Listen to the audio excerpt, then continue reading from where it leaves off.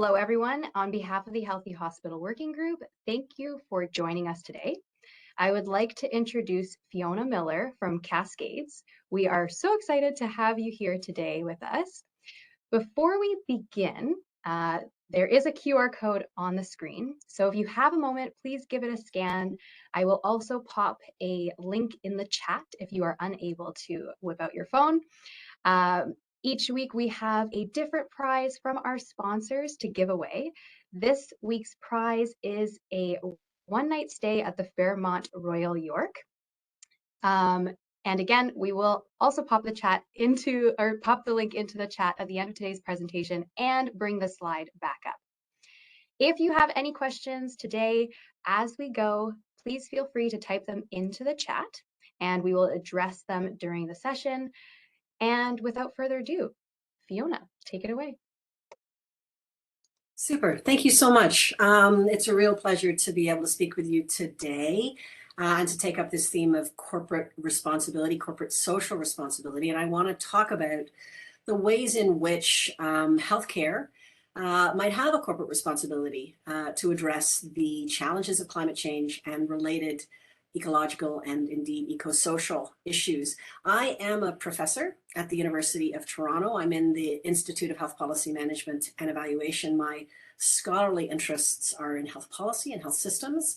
I direct a center here at U of T, which supports traditional academic efforts related to sustainability and also practice change. And it's out of the work that we've done locally that we've worked with partners across the country, in particular UBC, Dalhousie University, and a national NGO called the Canadian Coalition for Green Healthcare to build CASCADES. So CASCADES is actually a grant. We have a 5-year term funded by Environment and Climate Change Canada to the tune of $6 million over 5 years. It's not a research grant. I am a professor, but this is much more about supporting and working with leaders across the health system to support climate action and awareness, and always wrapping in broader issues of sustainability. It can't really just address the climate challenge. So as an initiative, CASCADES, we do work nationally. We have members of our team in BC, in Ontario, in Quebec, and Nova Scotia and New Brunswick.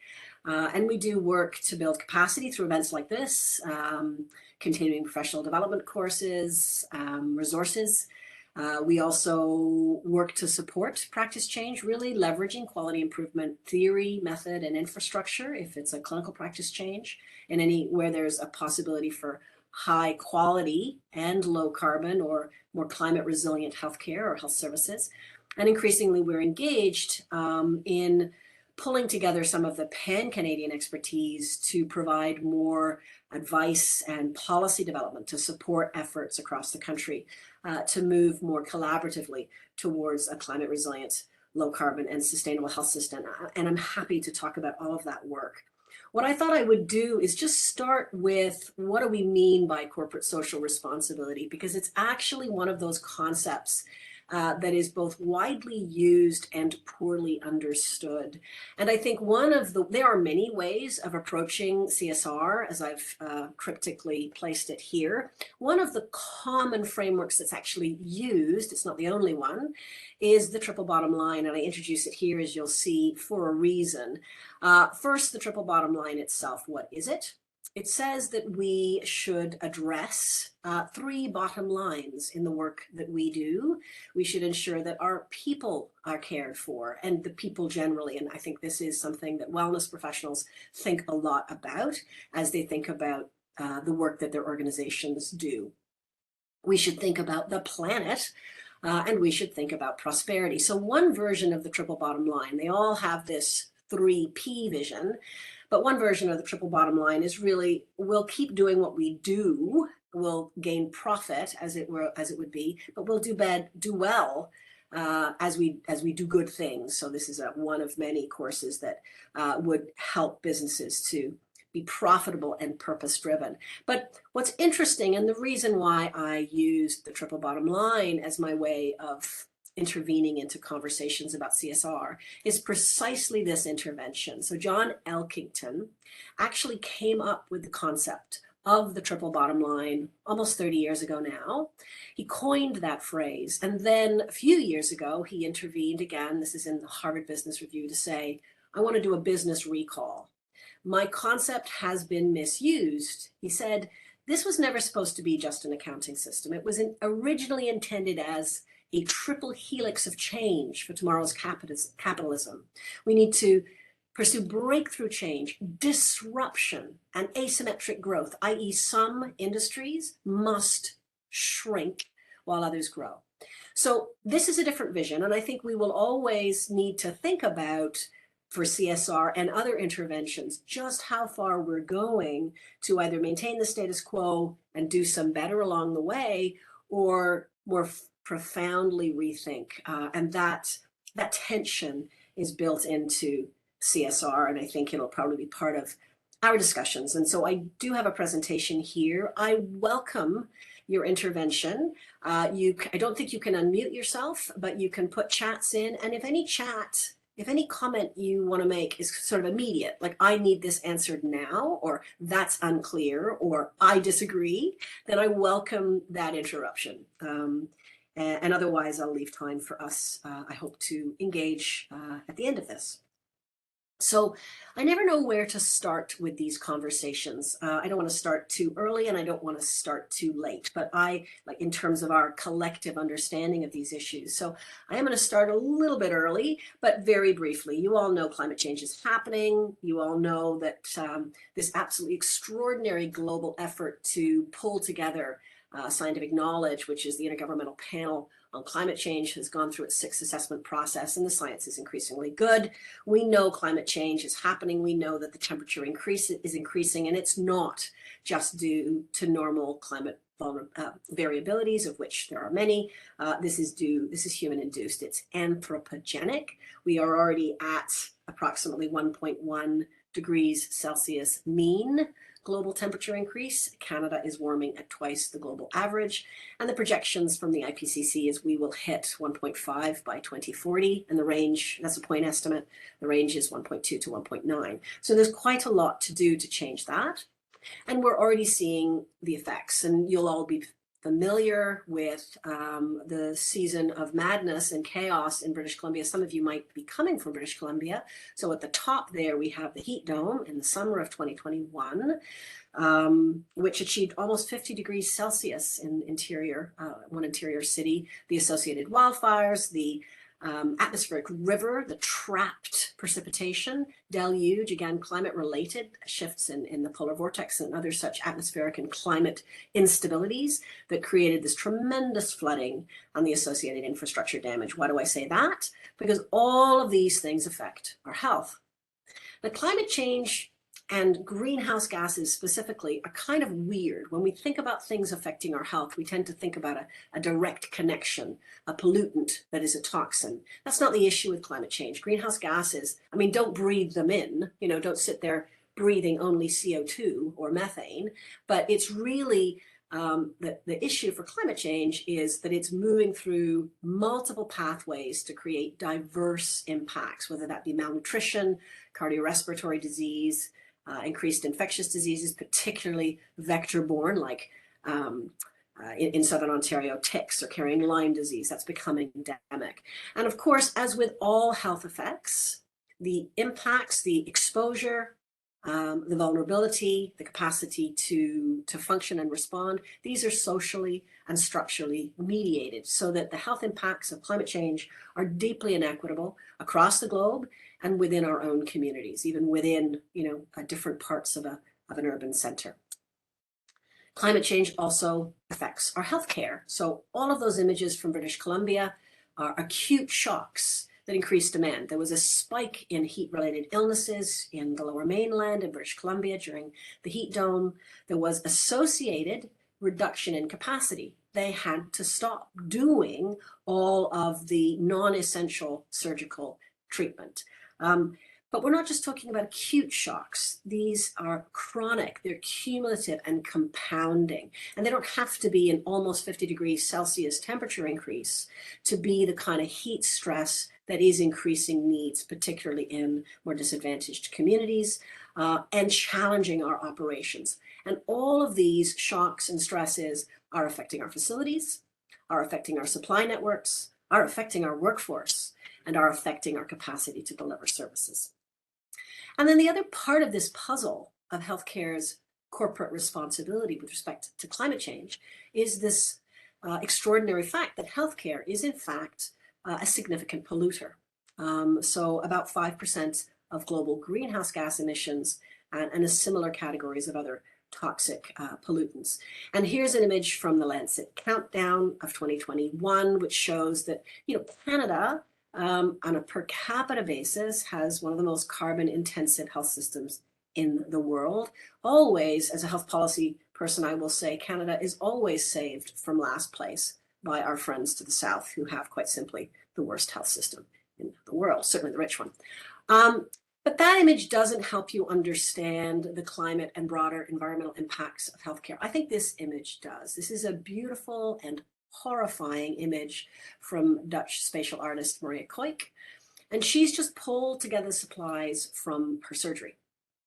And so this is, I think, how we can see how healthcare, which is a service industry, is such an incredibly polluting service industry. We are highly dependent. And the thing that I need to stress is that folks often look at this image and they think, okay, how can we do a better job managing our garbage? How can we recycle? But what you have to understand from an environmental perspective is that the environmental impacts are built into the entire life cycle of these products, not just their disposal. It's built into the resources that need to be extracted, the manufacturing process, the transportation, the packaging, the use. So all of these products, they have embodied carbon, is what we would say, all of the emissions built into the creation of them, not just their operation, the creation and the disposal. So it's here, it's in all of the pre-treatments, it's in all of the post-treatments that we can start to see how climate intensive and broadly environmentally impactful healthcare is. Of course, it's not just climate. So I talk about climate because it's a fairly simple one in a sense, but this is an image that many of you will be familiar with. This comes from the Stockholm Resilience Center, and it's their conception of planetary boundaries, that there are 9 of them. And it's a conceptual framework. It has its strengths, it has its limitations, but I think it's a very useful framework to try and give us a sense of the range of ecological impacts that human beings are having. They are interwoven, but also we can think about them somewhat separately. This is the updated version of their ASOT from, I think, January of this year, where they tried to estimate novel entities, top right there, including plastics. And the point of this is to say, look, there is a safe operating space, the green space in the middle. That's the safe operating space that human beings can live within, where we can live in community with the environments upon which we depend, the ecologies upon which we depend, but also the suggestion that we are well in excess of some of those safe operating limits with respect to some of these planetary boundaries. And of course, it's not just ecological. Ecological impacts on our health are socially and structurally determined. And concurrently, there are a range of, I think, quite linked sets of social, economic, political challenges that mean that folks around the world are facing climate and ecological challenges without or with deeply inequitable social resources with which to face these challenges. So this is a modification of that planetary boundaries framework. This comes from Kate Raworth. So she calls this a donut for the Anthropocene. Others call it a life belt. What she's done is taken that concept of planetary boundaries, that ecological ceiling, the outer circle, and she said, that's great. There's an ecological ceiling. We should not overshoot, but there's a social foundation we should not fall beneath. And she's identified 12 dimensions of that social foundation, drawing on the Sustainable Development Goals, and therefore defined this donut, this life belt, others call it, of the safe and just space for humanity. So a challenging place where I think conversations are underway and actions are underway that suggest healthcare, is it potentially have some sort of social responsibility around this range of overlapping challenges. The concept of the anchor institution may be known to some of you. So the idea of the anchor institution is that some industries like healthcare, like colleges or universities, school boards, municipalities as well, they are anchored in their communities. They are not likely to leave. And they are big players within their communities. They can work independently and collaboratively to not just provide the services that people need, but to think about the entire operation of the organization to improve health. So they're thinking about employment, they're thinking about investment, they're thinking about their physical assets, what they buy. And so in this way, these kinds of broader ideas about how healthcare organizations can address both local imperatives and global imperatives, particularly with respect to their purchasing, what they buy, so that they are, as it were, shaping and making markets to support sustainable development. Okay, so that's the world as I see it and some of the challenges that we're facing. And so now, as we think about these issues, what's sort of going on that helps us to orient to what we might do? So I would say that we are seeing growing ambition around the world. What I'm showing you here is work from the English National Health Service, or NHS. This is their really very important commitment delivered in October 2020. So really at the beginning of the global pandemic, when folks were still struggling to understand what were the conditions we were facing and how would we manage. I think we continue to struggle. And what they said was, we will deliver a net zero health service by 2040 for a certain set of emissions, 2045 by others. A very, very broad ambition. And on the left, you have a picture of what those emissions are. I think it's a nice image because it helps us to see something that isn't intuitive. I think when folks talk about the fact that healthcare is a highly polluting service industry, the automatic assumption is we're talking about hospitals. They're big buildings, they have huge air handling requirements, they have to be on 24/7, they run big equipment all the time. So it's absolutely true that our hospitals in particular, acute care facilities, rehab, and so on, are really resource intensive. But as you can see here in this pie chart on the sort of left there, of the green parts of some of those things that are directly, as it were, within a hospital are still not a huge part of how healthcare has its environmental, specifically here, greenhouse gas or carbon, but broadly its environmental impact. So yes, it's in our buildings and the waste and water, but it's also in anesthetic gases, metered dose inhalers, business travel, patient travel. Medicines are unto themselves a huge category, very impactful medical equipment, and broadly the supply chain. So the things, the products and the services that we buy. So that's a really growing ambition. And you can see from that pie chart, we are not just talking about efficient buildings, right? We're talking about more transformational change. And there's a growing number of frameworks that help us to think about that transformational change, help us to understand it, and align it with our understanding as members of the health community. So this is a framework from Andrea McNeil and colleagues. Andrea is a brilliant surgeon scientist at UBC. She's a lead within CASCADES, one of the core partners. And she directs the Planetary Healthcare Lab at the University of British Columbia, alongside many other things that she does. So this is a really lovely framework, a 3-level framework for thinking about, okay, if healthcare is an incredibly polluting industry, how do we tackle that? So step 1, at the top, the obvious but ever important and always hard to prioritize, reduce demand. We know that there's oftentimes it's housing that's needed more, and certainly decent wages. There's active things that healthcare can do, like effective chronic disease management. Not all of our chronic disease management is effective, but clearly, similarly for disease prevention. But there are clearly strategies that we can advance and prioritize to try and reduce demand. not by turning people away, again, to stress, but reducing that sort of need. And then we get into the next category, which is matching supply to demand. And we don't always do this well. Sometimes we oversupply, sometimes we undersupply, and both of those are a problem. And in matching that supply to demand, we need to ensure appropriateness. We need to steward our programs for maximum efficiency.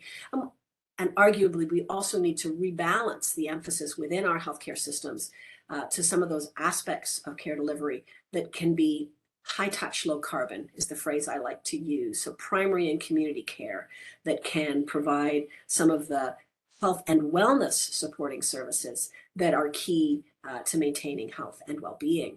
And then we get into some of the more technical questions of how do we reduce emissions from the supply of the services that we need to keep supplying. And we think about reusable products and decarbonized transport and green infrastructure and other things like that. So that's a really nice framework for thinking about that in the context of our growing ambition. The other thing we're seeing, and I think for those of us in Canada and for Cascades, very, very important, are growing commitments. So many of you will know that there's a UN climate change conference almost every year, save 2020. They're called the COPs. COP26 happened last November. COP27 is coming up in Egypt in a month. And it was, the one that was hosted last year was hosted by the UK. And health systems featured very, very strongly. That's in part because, as I've just shown you, the English National Health Service is a global leader in making a commitment to driving change within healthcare. So there was a call for countries to commit to making their health systems climate resilient, low carbon and sustainable. And happily, Canada signed on. This is Stephen Guilbeault, our Minister of Environment, Climate Change Canada. You may ask, how does the Minister of Environment, Climate Change affect healthcare in Canada? Happy to chat about that. I have views on that, but in any event, it's a very, very important commitment because if nothing else, it represents a recognition that healthcare has to be part of the country's transition to a low carbon sustainable economy and society. And to this point, our federal government has really not recognized that this very important set of practices, this very important social institution, healthcare, is necessarily part, and I think arguably a very significant part. We have a big material footprint, but we have an even bigger social footprint, if you will. It has to be part of these changes. But of course, and you know this better than I, the growing ambition and the growing commitment exists alongside growing challenges. And obviously, you know, it's interesting. I'm teaching a session on health human resources, and I was looking for, you know, some good papers and found a paper on the crisis in the health workforce from about 20 years ago. And I think there's every year or every few years another crisis in the health workforce. But clearly the challenges being faced today and now are of a particularly acute degree in Canada and indeed around the world. And these are still somewhat old data from StatsCan because they were sort of in the midst of the pandemic, but tremendous stresses that the health workforce is facing, tremendous shortages. And, you know, this is just a recent set of committee hearings on the health workforce. And I think that I'll be really interested in your views on this. Some of us argue that while addressing the sustainability challenge, the issues of climate resilience doesn't address the workforce shortages, it can be for some significant portion of the workforce part of the solution of their stresses in terms of feeling, particularly if they're supported, not doing this on the side of their desk, if they're supported, that this is part of a long-term strategy for improvement. So now, 2 parts of my talk finished, 3rd part. I wanted to talk a little bit about how do we do this? What are we doing as we organize for sustainability? And I'm going to draw on a toolkit or what we call a playbook that we developed as Cascades as a version 1 to help organizations and indeed individuals to think about what it is to get ready, what it is to prepare themselves to pursue this work.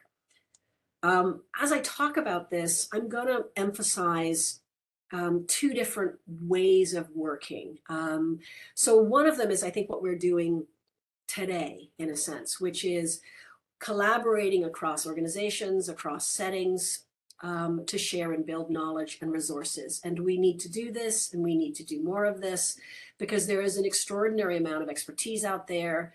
And there's also an extraordinary amount of reinventing the wheel going on. And so I think some of our work here is always going to be this collaboration across provinces, across types of organizations, across disciplines, to share and strengthen our capacity for action.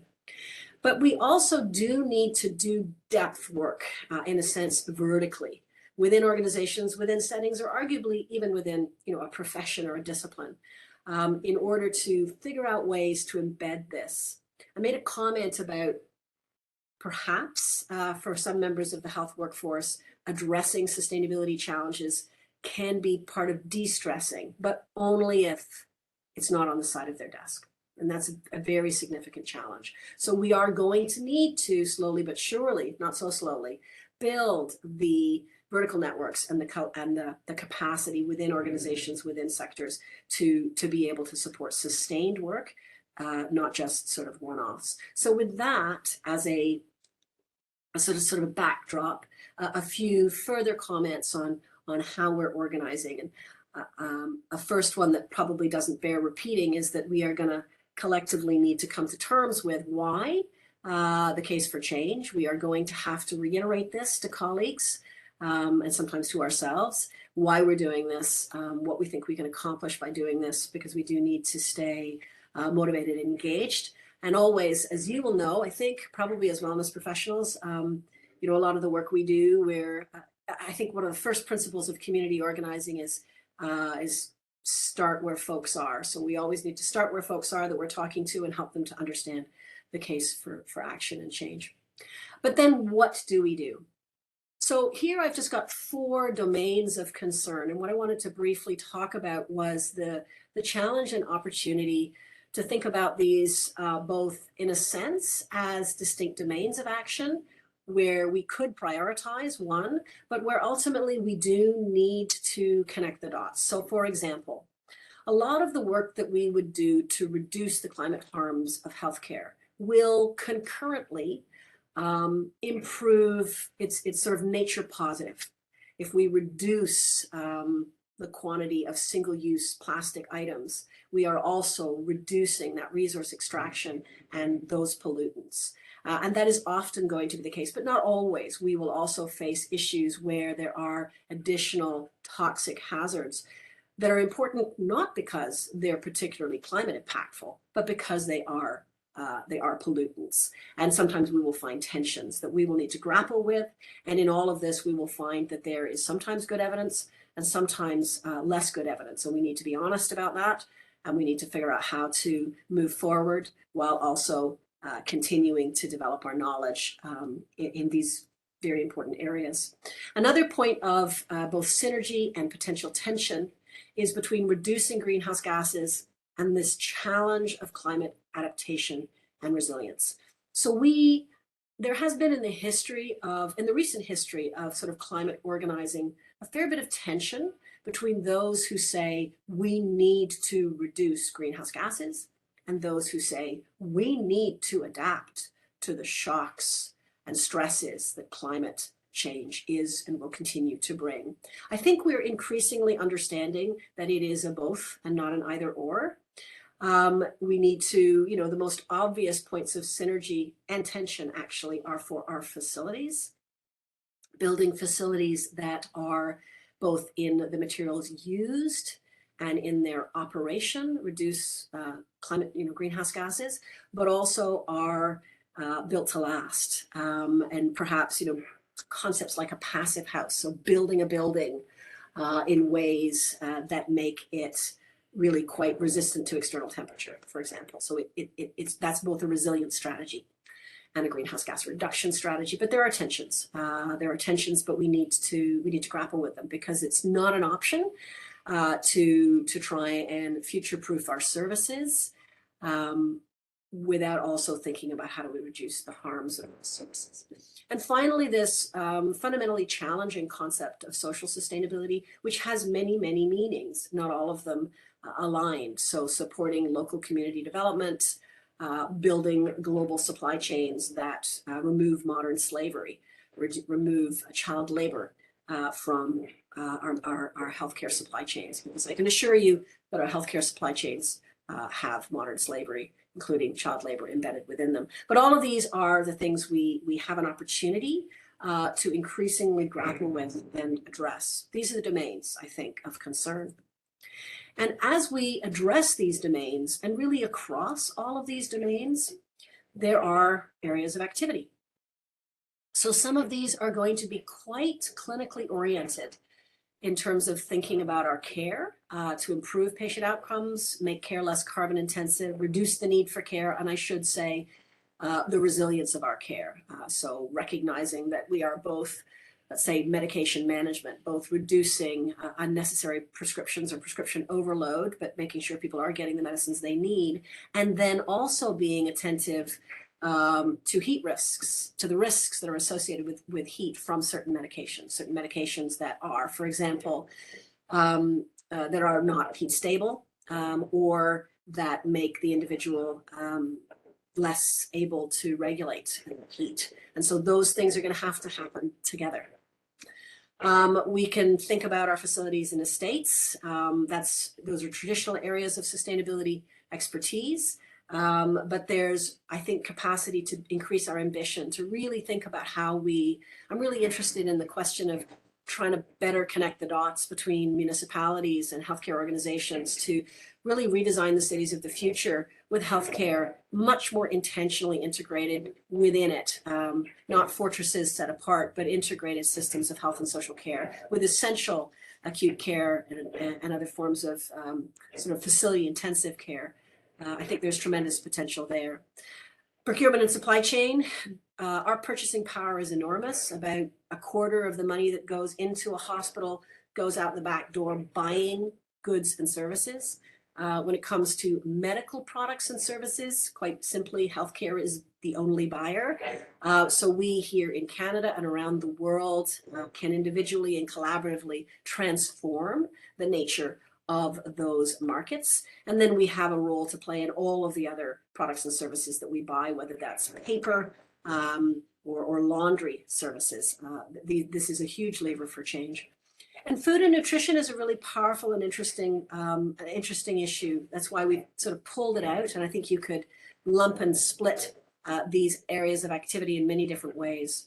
There's an organization called Nourish Leadership that really argues that food is a critical way of rethinking healthcare and our relationship with communities and our relationship with health and wellness, because food is about, it's culturally significant. It's important for our economies and the social arrangements around us locally and globally. It's incredibly important for the health of patients in inpatient settings, for the workforce that works within these settings. So thinking really comprehensively. And all of these activities have the potential to have an impact across all of those domains: greenhouse gas reductions, adaptation and resilience, nature positive, and social sustainability. Okay, this is my last substantive slide. So I've suggested a couple of things. We need to make the case for change. We need to think about the domains of change. We need to think about the areas of action. And I think all of those can be done through sort of vertical networks of collaboration, as well as, horizontal networks of collaboration, as well as vertical depth. But when it comes to some of the work we need to do, it really needs to be at that vertical level of deepening our capacity to do this work. I think this is incredibly important. And a lot of this came about, these particular concepts, in thinking about hospitals and health authorities, but it's also relevant really within any organization that is taking on this mission. Part of the work that we've done, particularly locally, has been about trying to elevate the work of frontline folks and staff to the senior leadership and to the boards, to help them to understand that this is something their workforce cares about and that they need to support. So reporting into senior leadership, ensuring that the board understands that there are climate risks, and climate accountabilities and broader sustainability accountabilities. And that's a classic corporate social responsibility set of issues. So we need to think about how that happens. Measurement and reporting. Measurement is vital. We need to measure what we're doing. We need to know if we're having an impact. Measurement is powerful because it helps to distill a lot of complex information into, things we can aggregate and average and trend over time. So are these events effective? Are people participating, and are they satisfied? Very important. But the strength of measurement is always also its weakness. It minimizes, it reduces. And so we need to use measurement very effectively, oftentimes for learning, and for learning systems that internally understand and evaluate their performance rather than targets and terror. A big issue is to work cross-organizationally. A lot of hospitals and health authorities are already doing a lot of work, but they haven't connected the dots. And part of reporting to leadership and governance is connecting the dots across their organization between their medication optimization, their leadership accountability, their sort of health standards organization, compliance to leadership expectations related to environmental stewardship, their parking and infrastructure issues, their food, a range of things that they're doing with respect to environmental services and waste management. All of those need to be brought together so that there is cross-organization view and understanding, coordination, and capacity. We do need people charged with this. And at the end of the day, no organization is an island. The system is more than the sum of its parts. And individual organizational entities doing their best will not get us there. So always partnership is vital, including organizations working as networks and for and as part of systems. And that's the end of my talk. And I will leave you with this slide, which I think we'll leave up for a moment, and then open the floor, hopefully, to some questions. Thank you so much, Fiona. I will just say that was a lot of really great and valuable information. So as a reminder for everyone, this session is recorded, and we will be sharing the recording within each respective hospital. So you will have access to this information afterwards. But are there any questions for Fiona? Should I stop sharing so that I can see folks, or do you want this slide still up? If you'd like, you can stop sharing. Cool. I don't know if I can see folks.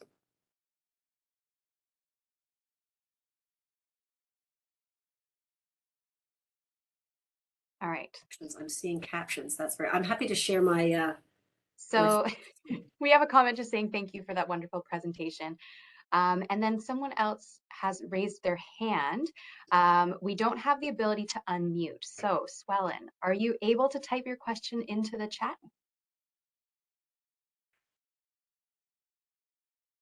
And we'll just give it a moment. More thank yous coming through. Be so interested to know if folks are having these conversations within their hospitals or health authorities or where they're working.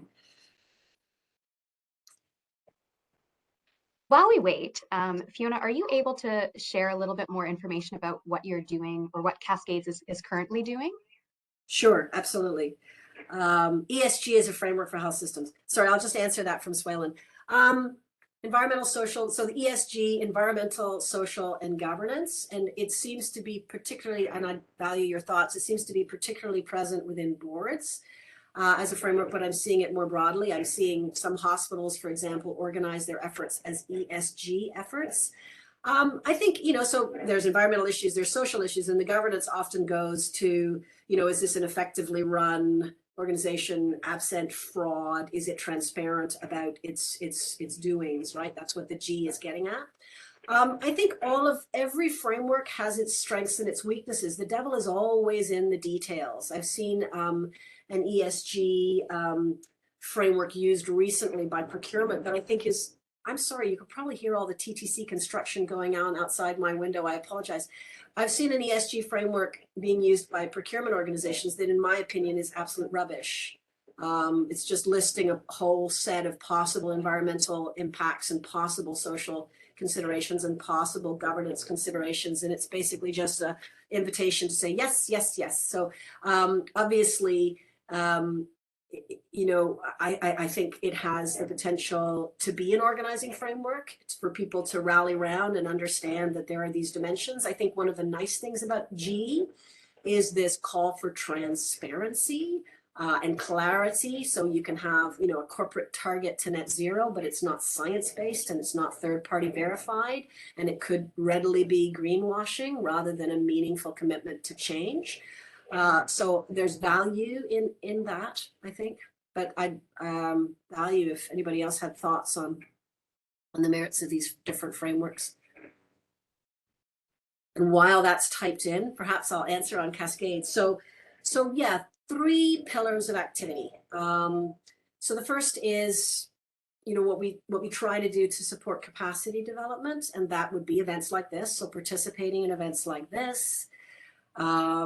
We often work with organizations to develop resources. So maybe there's a wellness professional resource or infographic to understand what wellness professionals need to know. We'd be delighted to think about ways to collaborate and sort of pulling. And it may be that the resources are out there, and it may be that something needs to be pulled together. We don't need to reproduce the wheel. So that's in that. And another big part of that capacity building pillar is continuing professional development courses. So we run, and our courses that we run are free. We run a fundamentals of sustainable health systems course 3 times a year. Thanks, Kate. She's putting the link in. So the next one's coming up in early November. The next one will be in February, I can't remember. And we are also running a new course starting in March that's going to be a leadership sprint. We run a course in collaboration with the Canadian Medical Association for physician leaders. We're about to announce a new initiative in collaboration with the Canadian College of Health Leaders for folks who have CCHL designation to get a specialization in sustainable health systems by taking some of our courses and doing that work. We work with the Canadian Institutes of Health Research, Institute of Health Services and Policy Research to do a summer training program. We do that sort of a hybrid with in-person hubs at universities across the country, and we're working towards our next one. So that's pillar 1. Pillar 2 is really supporting change, innovations, and Kate will put in our call for proposals that we've just put out. We're looking to partner with groups to develop either sparks, so could be an infographic, could be a business case, could be a charter for a wellness focused sustainability committee. I don't know. Any number of possibilities are there, or more of a prototype. So to do more developmental work, develop a toolkit for sustainable procurement in primary care or in long-term care or something, or in hospital care. That's a big ask, or something else. And so we provide support. We provide some financial support. I'm saying some because it's a limited budget, 5 for Spark, up to 25 for playbooks, but we can't hand over cash. We're not a granting agency by virtue of our funding arrangement. So we work on a way to get invoices and pay more directly for, a professional service producer of a graphic or a great video clips or something about wellness professionals doing amazing work. So that's our second area. We do these sort of smaller scale innovation tests every year, and we do a national spread.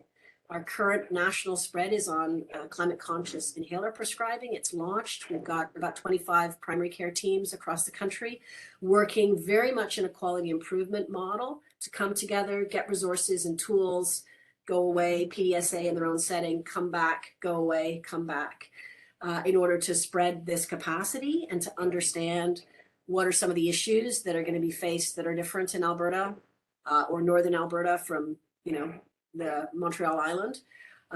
So we've got teams in Alberta and British Columbia, in Ontario, in Quebec, and I think in Newfoundland. So not everywhere, but a reasonably good national spread. So that's the innovation bucket. The third bucket, which is policy development, is relatively new. And that's since COP26. Since the federal government signed on and said, we're in. Healthcare needs to be part of the climate transition in this country, both for resilience, which they've been saying for a long time, and for low carbon sustainable, which is totally new for Health Canada and the federal government generally to be saying. And so what we have been doing is to start to build some pan-Canadian discussions or communities of practice. So the work that we are most actively engaged in right now is bringing together folks who are already doing greenhouse gas emissions estimation. So, Alberta Health, British Columbia Health Authorities, different hospitals in Ontario. It depends, integrated health and social care centers in Quebec. It depends on the province, how it's configured, but bringing those folks together to collaboratively identify what they're doing, challenges they face, what else they could do. And then we're bringing in other experts who might be providers of data towards the goal that is embedded in the COP26 health program, which is that we should be able to have a baseline assessment of the healthcare emissions from healthcare in Canada, which we do have. Andrea McNeil and colleagues published that in 2018, but a roadmap. So we need far better understanding collectively of what is the pathway to estimating and managing our emissions. And so we're trying to support that as a way of, our sort of model, which is there is expertise out there. Our role is to try and bring it together, to support it, so that it can communicate and define sort of pathways forward. So that's a piece of work we're doing. And we hope to do some work on procurement because that's another place where collaboration is key. So those are the three sort of buckets: capacity building, support to innovation, test and spread, and increasingly policy development. Thank you, Fiona. It's great to hear all of the work that you're doing. It's really exciting to hear that there is stuff happening behind what we see on what we deal with on a daily basis. And thank you, Kate, for sharing all of those links. I'll definitely be checking some of those out afterwards. Any other questions? I'm seeing some more comments in the chat. I'm sure you can see them as well, Fiona. But any other questions while we still have a bit of time?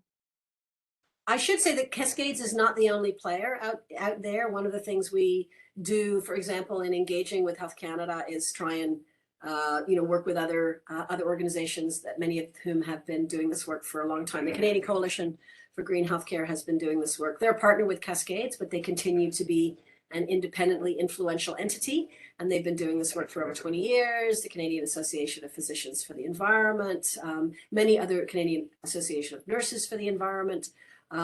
There's quite a lot of capacity actually, and also within provinces, sustainable development groups within Quebec and greening healthcare in BC and Peach in Ontario. There's quite a lot out there. And again, oftentimes the challenge when there's so much passion is just trying to keep the lines of communication open and collaborate where we can. And so if somebody's reached out, if we haven't responded, please follow up and forgive us if things fall off our collective agenda. But happy to help where we can, if we can, and see if there are ways to collaborate or share knowledge. Yeah, healthcare institutions leading the charge in their.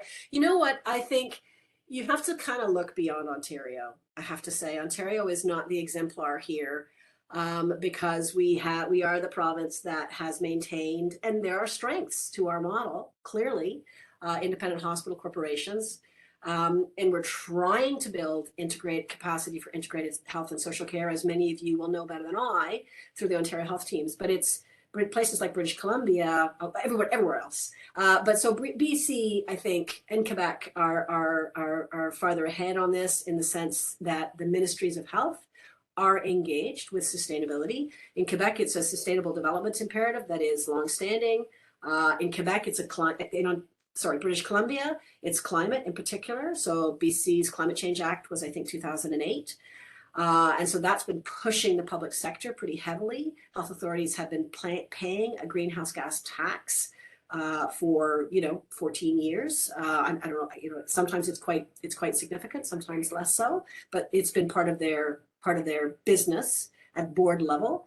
And since 2019, The mandate letters from the Ministry of Health to each health authority has said, all these priorities, but the two top priorities have been Indigenous reconciliation and climate change. And so you see much more intentional leadership on this. And if you're in a health authority, you don't have all of the health system, you don't have primary care, or not all of it anyways. Depending on province, you may have more or less bits of community and long-term residential care. You don't have retirement homes and outpatient medications and physician billings. Like there's imperfections, but nonetheless, the health authority has community services, has some connection to primary care. In BC, for example, has the variety of hospitals, has some long-term care. So there's a more integrated set of thinking about what you're trying to do. And in British Columbia, for example, we know best the Vancouver Coastal Health Authority. That's where Andrea is the lead for planetary health. And I think there's real leadership around thinking about how they pull together public health, which is part of the health authority, their traditional greening efforts, which is led from energy and environment, with a vision for clinical transformation that folks like Andrea are really leading. And so there's where you have the potential, I think, for a healthcare organization to think about the reduction of demand for health services. It's pretty tough in Ontario for that to happen. We'll see where the OHTs, Ontario Health Teams, take us.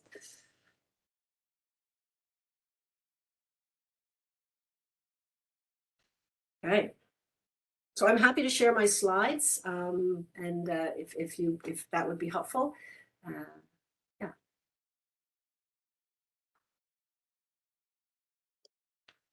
We'll give it maybe another minute just to see if any other questions are coming through before we wrap up. I should have talked for longer. I'm joking. That's a long period of time for a talking head.